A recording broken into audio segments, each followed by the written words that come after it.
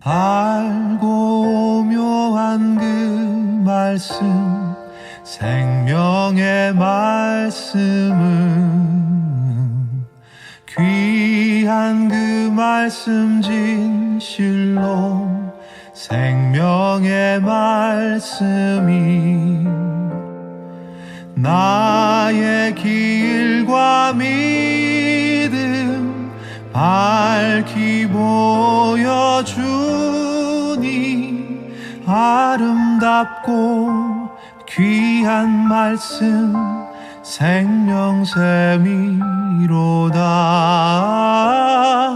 아름답고 귀한 말씀 생명샘이로다. 귀한 주님의 말씀은 내 노래 되도다. 모든 사람을 살리는 생명의 말씀은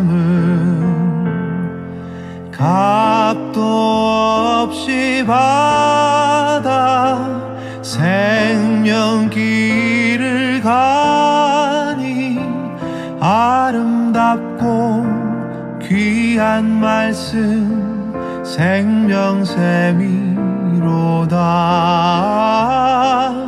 아름답고 귀한 말씀 생명샘이로다.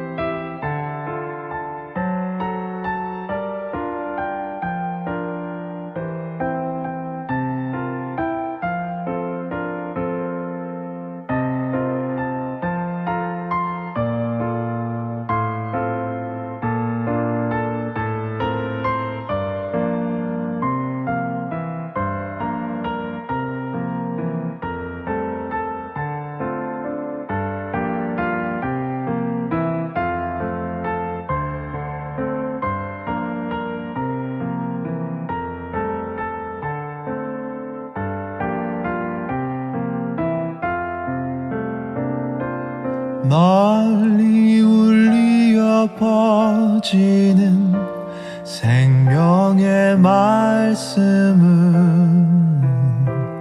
마음의 용서와 평안을 골고루 주나니 다만 예수 말씀 듣고 복을 받네. 아름답고 귀한 말씀 생명샘이로다. 아름답고 귀한 말씀 생명샘이로다. 아름답고 귀한 말씀 생명샘이로다. 아름답고 귀한 말씀 생명샘이로다.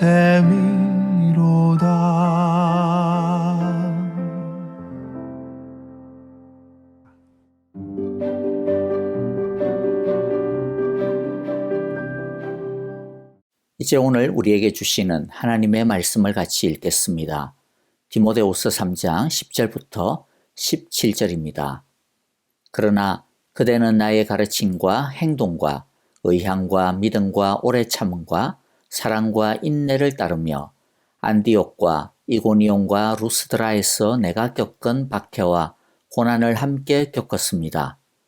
나는 그러한 박해를 견디어냈고 주님께서는 그 모든 박해에서 나를 건져내셨습니다.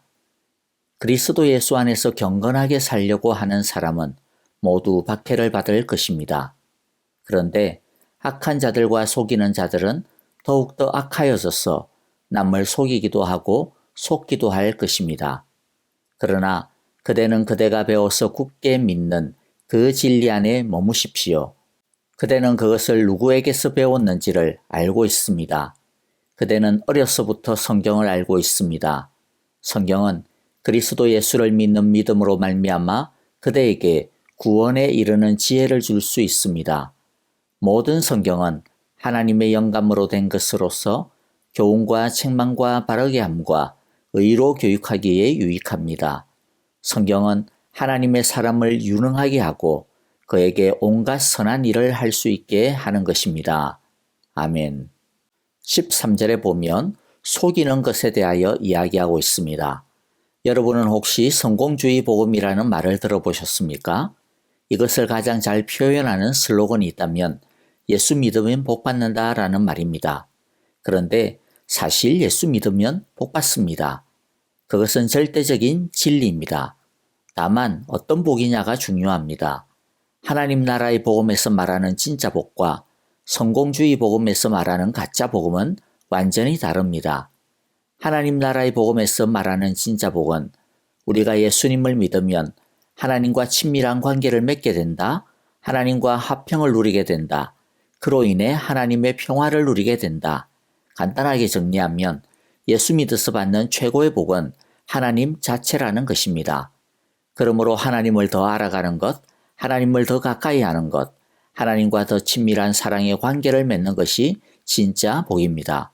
그러나 성공주의의 가짜 복은 말로는 하나님의 사랑을 얻는 것이 복이라고 하지만 그러나 그게 끝이 아닙니다. 그것보다 더 중요한 주장이 있는데요. 하나님의 사랑의 결과로 이 세상에서 성공을 얻게 된다. 그것이 진짜 복이라고 말하는 것입니다. 그런데 이와 같은 성공주의 복음에 지금까지도 많은 크리스찬들이 직간접적으로 물들었거나 영향을 받고 있습니다. 그러다 보니 이 세상에서 성공하는 것이 예수 믿는 것의 목표라고 생각하는 사람들이 많게 되었습니다. 세상에서의 성공과 평안함이 복이요, 복음이요, 구원이요, 예수 믿는 목적이 되어버린 것입니다. 그렇다고 오해하지 마십시오. 하나님은 우리가 이 세상에서 고생하고 가난하고 고난받는 것을 목표로 하고 있다라고 하는 말을 하려는 것이 결코 아닙니다. 다만 성공과 부와 이 세상에서 잘 나가는 것이 복의 본질도 아니고 구원의 본질도 아니고 예수 믿는 것의 목적이 아니라는 말입니다. 굳이 이 세상의 부와 성공과 풍요가 어떤 의미인지를 따져보자면 그냥 하나님의 나라와 하나님의 영광을 위한 도구요, 수단에 불과할 뿐입니다. 그러니까 많이 가지고 있으면 많은 대로 그것을 가지고 하나님의 영광을 위해 그렇게 쓰면 되는 것이죠. 부족하면 뭐가 문제가 생길까요? 전혀 그렇지 않습니다. 부족하면 그냥 있는 만큼을 가지고 하나님의 나라와 영광을 위해 사용하면 되는 것입니다. 하나님에게 있어서는 우리가 얼마나 많은 것을 가지고 했느냐 하는 것이 무슨 의미가 있겠습니까? 한번 생각을 해보십시오. 사실 아무 의미가 없습니다. 그렇기 때문에 하나님에게 있어서 중요한 것은 얼마나 많은 것을 했느냐, 가지고 있느냐가 중요한 것이 아닙니다. 어떤 믿음으로, 어떤 사랑으로 했느냐, 있느냐 하는 것이 중요한 것입니다. 따라서 부와 성공과 풍요의 그런 양은 하나님에게는 아무것도 아니라고 할 수 있는 것입니다. 그러므로 그것은 절대로 하나님의 목적이 될 수 없습니다. 최고의 복이 될 수 없습니다. 그렇기 때문에 성공주의 복음은 13절에서 말하는 속이는 것이요, 속는 가짜 복음인 것입니다. 도리어 우리는 세상 속에 살지만 세상에 속한 사람들이 아니기 때문에 12절에서 바울은 이렇게 단호하게 말씀합니다. 그리스도 예수 안에서 경건하게 살려고 하는 사람은 모두 박해를 받을 것입니다. 바울은 디모데후서 1장 8절에서 복음과 함께 고난을 받으라고 했습니다. 디모데후서 2장 3절에서도 너는 그리스도 예수의 좋은 병사로 나와 함께 고난을 받으라고 했습니다. 그런데 여기서는 조금 더 그 강도를 높여 말합니다.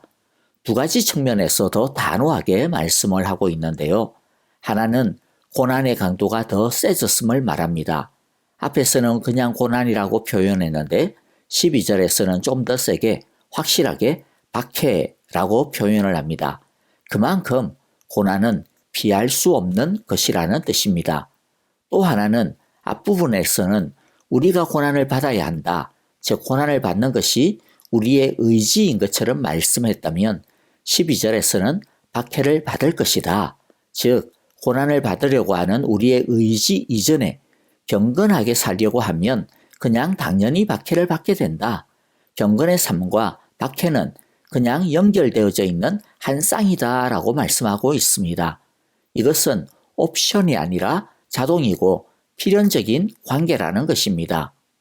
왜 경건하게 살려고 하는 사람에게 고난과 박해가 필연적일까요? 그것은 우리가 하나님을 거부하고 하나님을 대적하는 죄된 세상 속에서 살고 있기 때문입니다. 세상 속에 살면서 세상이 흘러가는 대로 살지 아니하고 도리어 세상을 역류하여 살려고 하니까 저항에 부딪히게 되는 것입니다. 경건하게 산다라는 것이 무엇일까요?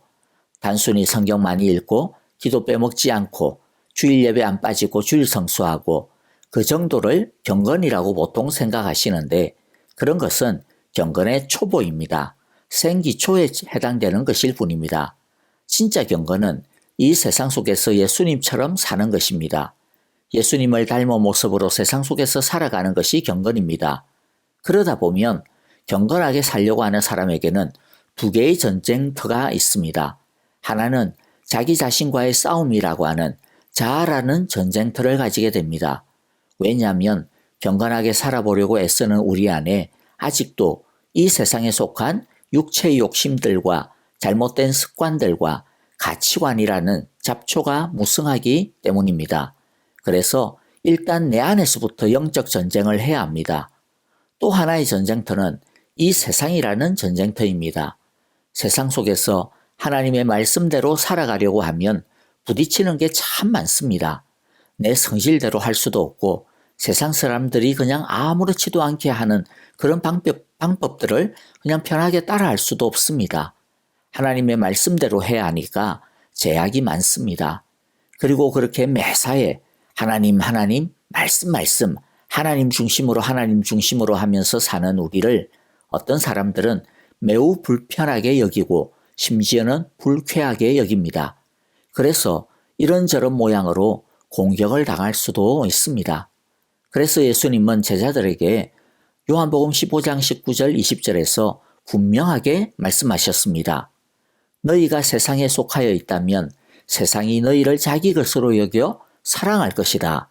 그러나 너희는 세상에 속하지 않았고 오히려 내가 너희를 세상에서 가려 뽑아냈으므로 세상이 너희를 미워하는 것이다. 내가 너희에게 종이 그의 주인보다 높지 않다고 한 말을 기억하여라. 사람들이 나를 박해했으면 너희도 박해할 것이요. 또 그들이 내 말을 지켰으면 너희의 말도 지킬 것이다.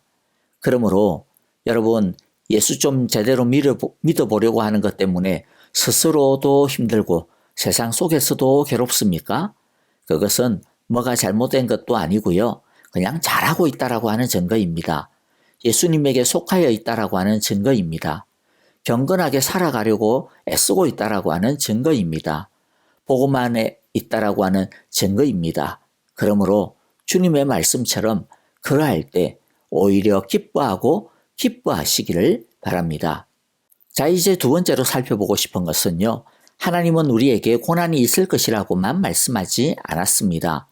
만일 고난만 있다면 어떻게 우리가 끝까지 예수님을 믿을 수 있겠습니까? 예수님께서 너희가 고난을 당해도 기뻐하라 라고 말씀하셨는데요. 거기에는 이유가 있습니다. 그 고난을 능히 이길 수 있기 때문이고 또 그 고난을 통해 유익이 있기 때문에 기뻐하라고 말씀하셨습니다. 먼저 고난은 우리에게 유익을 가져다 줍니다. 첫 번째 유익은 고난을 통해 우리는 하나님과 더 가까워집니다. 하나님을 더 경험하게 됩니다. 시편 119편 71절에 보니까 고난을 당한 것이 내게 오히려 유익하게 되었습니다. 그 고난 때문에 나는 주님의 율례를 배웠습니다. 즉 하나님을 알게 되었다라는 거죠. 또 로마서 8장 18절에 보니까 현재 우리가 겪는 고난은 장차 우리에게 나타날 영광의 견주면 아무것도 아니라고 나는 생각합니다. 고난을 통하여서 하나님의 영광을 더 크게 우리가 알게 된다라는 거죠. 아까 말씀드렸지 않습니까? 하나님 나라의 복음의 진짜 복이 무엇입니까? 하나님과 관계가 더 가까워지는 것, 하나님과 더 친밀한 사랑을 나누는 것, 하나님을 더 알아가는 것, 즉 하나님 자체가 진짜 복이었습니다. 그러므로 고난을 통해 우리는 진짜 복이신 하나님을 더 많이 얻게 됩니다. 그러므로 고난이 유익입니다. 두 번째 유익은요, 고난을 통해 우리가 더 성숙하게 됩니다. 하나님을 더 알게 되니 그만큼 우리가 더 영적으로나 이 세상적으로나 풍성하게 된다라는 것입니다. 그리고 또 우리가 고난을 당해도 주눅들지 아니하고 기뻐할 수 있는 이유가 있는데요. 그것은 그 고난을 능히 이길 수 있기 때문입니다. 11절을 보십시오. 주님께서는 그 모든 박해에서 나를 건져내셨습니다. 라고 바울이 고백하고 있습니다. 주님께서 어떻게 우리를 그 모든 고난에서 건져주십니까? 고린도전서 10장 13절에 보니까 여러분은 사람이 흔히 겪는 시련밖에 다른 시련을 당한 적이 없습니다. 하나님은 신실합니다. 여러분이 감당할 수 있는 능력 이상으로 시련을 겪는 것을 하나님은 허락하지 않으십니다. 하나님께서는 시련과 함께 그것을 벗어날 길도 마련해 주셔서 여러분이 그 시련을 견뎌낼 수 있게 해주십니다. 하나님께서 우리가 능히 감당할 수 있는 고난만큼만 주신다라는 것입니다. 그리고 또 하나는 벗어날 길도 마련해 주심으로 우리가 능히 이길 수 있게 해주신다라는 것이죠. 여기서 벗어날 길이란 피하게 해주신다라는 것과 함께 이길 수 있는 길과 힘을 주신다라고 하는 뜻도 됩니다. 우리가 고난을 당하는 것은 하나님이 힘이 없어서도 아니고요. 하나님이 관심이 없어서도 아닙니다. 하나님은 우리의 고난의 처음부터 마지막까지 다 아시고 함께 하시고 심지어 다스리고 계십니다. 하나님은 마지막으로 이 고난을 감당하고 피할 수 있는 힘을 어디에서 얻으며 또 어떻게 공급받을 수 있는지에 대해 명확하게 말씀해 주고 계십니다. 14절에서 바울은 진리 안에 머무르라 하십니다. 하나님의 말씀을 굳게 붙들라라는 뜻입니다. 15절에 보니까 성경은 그리스도 예수를 믿는 믿음으로 말미암아 그대에게 구원에 이르는 지혜를 줄 수 있기 때문에 그래서 진리 안에 머무르라고 한 것입니다. 어떤 사람들은 이렇게 생각합니다. 성경은 그냥 보니까 그냥 인쇄된 책에 불과한 것 같은데 이 성경이 뭐길래 도대체 뭐길래 이런 능력이 있어? 이렇게 의심하기도 하는데요. 그런데 16절을 보십시오. 16절에 보니까 성경이 어떤 것이라고 이야기합니까? 모든 성경은 하나님의 영감으로 된 것으로서 교훈과 책망과 바르게 함과 의로 교육하기에 유익합니다. 성경이 인쇄된 보통의 책처럼 보여도 성경은 절대로 그냥 책이 아닙니다. 성경에는 하나님의 지혜와 능력이 있습니다. 성경은 하나님의 영감으로 된 하나님의 진리인 것입니다. 그렇기 때문에 17절에 성경은 하나님의 사람을 유능하게 하고 그에게 온갖 선한 일을 할 수 있게 하는 것입니다. 라고 말씀합니다. 그런데 그냥 책을 읽듯이 읽어서는 1000번 만번을 읽어도 성경은 아무 의미가 없다라는 것을 우리는 꼭 기억해야 합니다. 아무리 깊이 연구해도 아무 의미가 없을 수 있습니다. 성경이 진짜 하나님의 능력이 되려면 믿음으로 읽어야 합니다. 믿음으로 읽는 것은 성경을 진짜 하나님의 말씀으로 인정하고 받아들이고 그래서 그 말씀에 순종하겠다라고 하는 복종심을 가지고 하나님의 말씀으로 받아들여야 하는 것, 그렇게 읽는 것이 바로 믿음으로 읽는 것입니다. 성경은 연구하는 책이 아닙니다. 성경은 믿는 책입니다. 성경은 순종하는 책입니다. 성경은 받들어 경배하는 책입니다. 그럴 때 기록된 성경이 살아 역사하시는, 살아 말씀하시는, 온 세상을 창조하시던 하나님의 말씀이 될 것입니다. 사랑하는 성도 여러분, 이 예배가 살아 역사하시는 하나님의 말씀의 시간이 되시기를 간절히 기도하고 축복합니다. 그리하여 경건하게 살고자 할 때 맞닥뜨리게 되어지는 그 어떤 고난에도 굴하지 아니하고 헤쳐나가고 승리하는, 고난 속에서도 도리어 하나님의 선한 일을 완성하는 멋지고 유능한 주님의 제자들이 다 되시기를 간절히 기도하고 축복합니다. 아멘.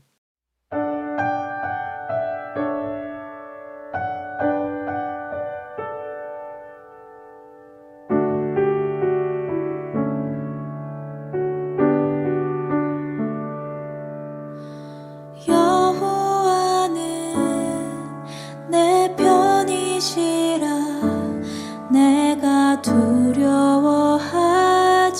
않네. 주는 나의 능력이시요 나의 구원이 되셨도다. 주는 나의 하나님이시라 내가 주께 감사하리이다. 주는 나의 하나님이시라 내가 주를 높이리이다.